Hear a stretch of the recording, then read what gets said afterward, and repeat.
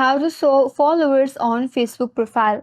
So let's get started. First of all, launch the Facebook application in your mobile device. After that, make sure that you're logged in with your account. Once you're logged in, now you have to open your profile page. For that, tap on your profile icon below your home page. Now scroll down a bit and under your profile name, there you will find an option as Edit Profile button. Tap on Edit Profile. Now once you land in this profile page, scroll down a bit and under details, tap on edit. Now once you land on this interface, scroll down all the way to the end and there you will have an option as followers.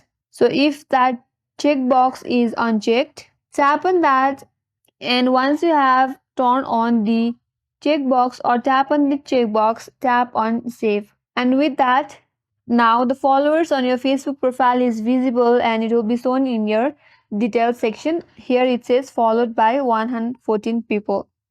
So that's how you show followers on Facebook profile, and that's all for today's video. Hope this video helped you.